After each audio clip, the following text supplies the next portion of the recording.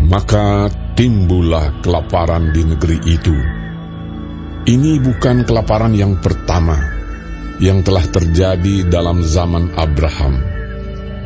Sebab itu Ishak pergi ke Gerar kepada Abimelek, raja orang Filistin. Lalu Tuhan menampakkan diri kepadanya serta berfirman, "Janganlah pergi ke Mesir, diamlah di negeri yang akan kukatakan kepadamu. Tinggallah di negeri ini sebagai orang asing, maka aku akan menyertai engkau dan memberkati engkau. Sebab kepadamulah dan kepada keturunanmu akan kuberikan seluruh negeri ini, dan aku akan menepati sumpah yang telah kuikrarkan kepada Abraham, ayahmu. Aku akan membuat banyak keturunanmu seperti bintang di langit. Aku akan memberikan kepada keturunanmu seluruh negeri ini, dan oleh keturunanmu semua bangsa di bumi akan mendapat berkat, karena Abraham telah mendengarkan firman-Ku dan memelihara kewajibannya kepadaku, yaitu segala perintah, ketetapan, dan hukum-Ku." Jadi tinggallah Ishak di Gerar.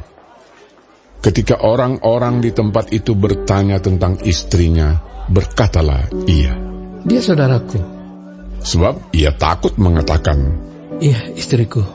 Karena pikirnya, Jangan-jangan aku dibunuh oleh penduduk tempat ini karena Ribka, sebab elok parasnya. setelah beberapa lama ia ada di sana, pada suatu kali menjenguklah Abimelek, raja orang Filistin itu dari jendela. Maka dilihatnya Ishak sedang bercumbu-cumbuan dengan Ribka, istrinya. Lalu Abimelek memanggil Ishak dan berkata, "Sesungguhnya dia istrimu. Masakan engkau berkata, dia saudaraku?" Jawab Ishak kepadanya, Karena pikirku, jangan-jangan aku mati karena dia. Tetapi Abimelek berkata, "Apakah juga yang telah kau perbuat ini terhadap kami? Mudah sekali terjadi. Salah seorang dari bangsa ini tidur dengan istrimu, sehingga dengan demikian engkau mendatangkan kesalahan atas kami." Lalu Abimelek memberi perintah kepada seluruh bangsa itu, "Siapa yang mengganggu orang ini atau istrinya, pastilah ia akan dihukum mati." Maka menaburlah Ishak di tanah itu, dan dalam tahun itu juga ia mendapat hasil 100 kali lipat, sebab ia diberkati Tuhan. Dan orang itu menjadi kaya, bahkan kian lama kian kaya, sehingga ia menjadi sangat kaya. Ia mempunyai kumpulan kambing, domba, dan lembu sapi, serta banyak anak buah, sehingga orang Filistin itu cemburu kepadanya. Segala sumur yang digali dalam zaman Abraham, ayahnya, oleh hamba-hamba ayahnya itu, telah ditutup oleh orang Filistin dan ditimbun dengan tanah.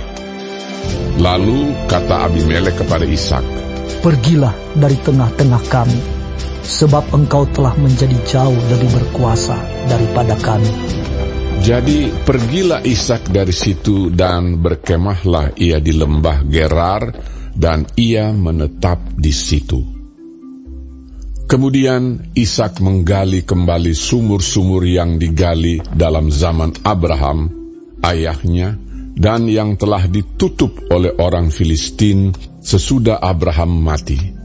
Disebutkannya nama sumur-sumur itu menurut nama-nama yang telah diberikan oleh ayahnya. Ketika hamba-hamba Ishak menggali di lembah itu, mereka mendapati di situ mata air yang berbual-bual airnya. Lalu bertengkarlah para gembala Gerar dengan para gembala Ishak. Kata mereka, "Air ini kepunyaan kami. Dan Ishak menamai sumur itu Esek, karena mereka bertengkar dengan dia di sana. Kemudian mereka menggali sumur lain, dan mereka bertengkar juga tentang itu. Maka Ishak menamai sumur itu Sitna. Ia pindah dari situ dan menggali sumur yang lain lagi. Tetapi tentang sumur ini, mereka tidak bertengkar. Sumur ini dinamainya Rehobot, dan ia berkata, Sekarang Tuhan telah memberikan kelonggaran kepada kita, sehingga kita dapat beranak cucu di negeri ini. Dari situ ia pergi ke Beersheba.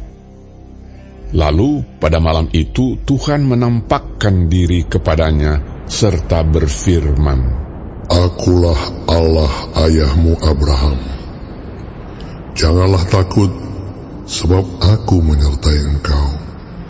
Aku akan memberkati engkau dan membuat banyak keturunanmu karena Abraham, hambaku itu. Sesudah itu, Ishak mendirikan mezbah di situ dan memanggil nama Tuhan. Ia memasang kemahnya di situ, lalu hamba-hambanya menggali sumur di situ.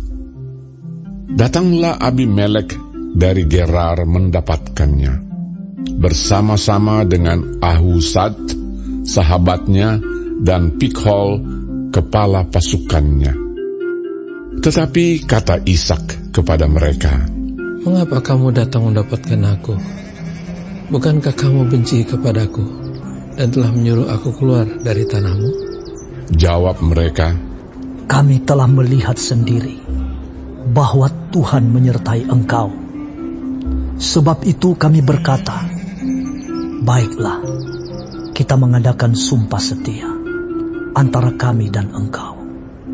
Dan baiklah kami mengikat perjanjian dengan engkau, bahwa engkau tidak akan berbuat jahat kepada kami, seperti kami tidak mengganggu engkau, dan seperti kami semata-mata berbuat baik kepadamu, dan membiarkan engkau pergi dengan damai. Bukankah engkau sekarang yang diberkati Tuhan? Kemudian Ishak mengadakan perjamuan bagi mereka, lalu mereka makan dan minum. Keesokan harinya, pagi-pagi bersumpah-sumpahanlah mereka. Kemudian Ishak melepas mereka, dan mereka meninggalkan dia dengan damai. Pada hari itu, datanglah hamba-hamba Ishak memberitahukan kepadanya tentang sumur yang telah digali mereka, serta berkata kepadanya, Kami telah mendapat air. Lalu dinamainyalah sumur itu Sheba.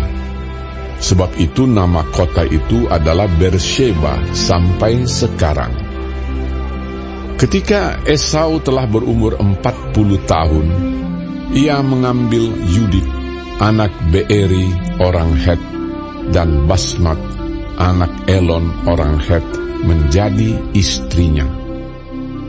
Kedua perempuan itu menimbulkan kepedihan hati bagi Ishak dan bagi Ribka.